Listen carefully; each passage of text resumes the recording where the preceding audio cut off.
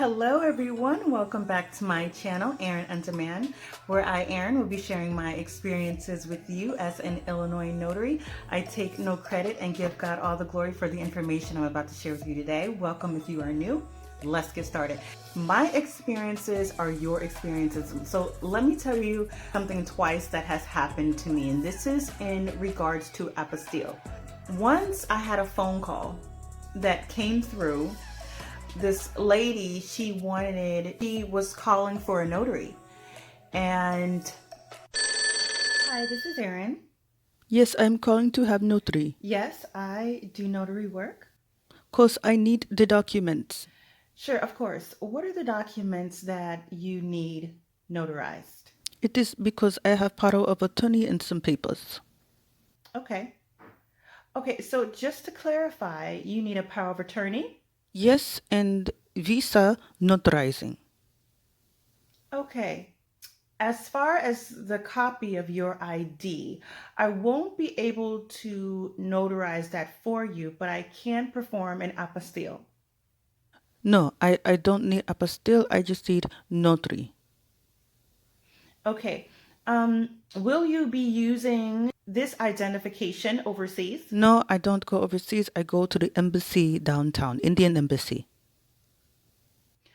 Okay. So with that being said, I will have to perform an apostille for you because even though you won't be going overseas with your document, you will be going to the embassy, which is still Indian soil. So I will not be able to notarize that copy for you. Okay. I understand. Thank you so much for your time. Okay. Thank you. Thank you. Okay. Bye-bye. Person says, oh, I'm not going overseas. I'm just going right downtown to the embassy. Embassy, if you go overseas and you go to the U.S. embassy, you're on U.S. soil, right? It's the same with the U.S.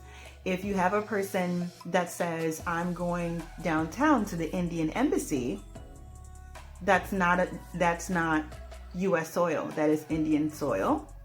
And you should not be notarizing that document. I would say, oh, absolutely not. I would have to perform an apostille for you. That's the bottom line. And then twice, people have tried to slide in copies of either their visa or their passport, like underneath some paperwork, trying to get them notarized. I went to notarize some documents, and the guy said, okay, he has a lease agreement.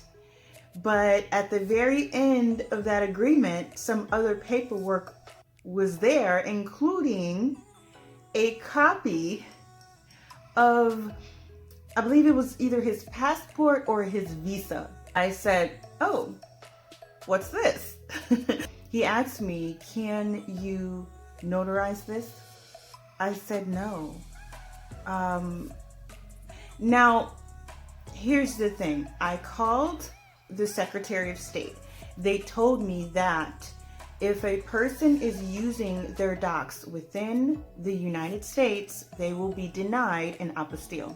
Obviously, because an apostille is to be used overseas or on non-US soil. And I was like, oh no, I cannot, I'm not going to notarize that at all. And the paperwork, it was just like slid in there at the very bottom. So as you can see, people will try to get you to notarize documents that should not be notarized. You should not be stamping any visas, passport, marriage certificate, all depending. Now, if they're going to use it in the U.S., then an apostille is not needed and they'll actually be denied, as I said previously. But if you know they're going downtown to the embassy, or even if you're not comfortable, do not notarize and suggest that they get an apostille done. Next topic we're going to talk about is Illinois remote notarizations. Now, I've gotten a lot of emails and texts and calls regarding training in Illinois to perform online notarizations. Now, before March of 2020, Illinois was not doing online notarizations at all. So our state does not have training that we can just give just like that. Now, March 2020, there was a tentative executive order put in place for Illinois notaries to perform remote notarizations. It's tentative, and so it's not going to remain, and it's due to COVID-19. Watch out for people or groups or agencies who's trying to offer training to Illinois notaries when it's not needed. To me, that's all about money. They're trying to get money, and you know me, I'm all about saving money. You don't need to pay for training when everything you need is inside of that executive order. Everything you need to know, which is not a lot, is inside of the executive order. So we're going to go through that executive order so that you can know how to perform Illinois online notarizations. 1, all parties have to be in Illinois. Do you like my setup? I love plants. 2 and 3, it has to be recorded and it has to be kept on file for 3 years. So everything you need to know without training, spending money, is in the executive order. All you have to do is go to the general provisions, go read it. That's it. There you have it. Both parties have to be in Illinois. It has to be recorded and on file for 3 years. Zoom records video. Loom records video.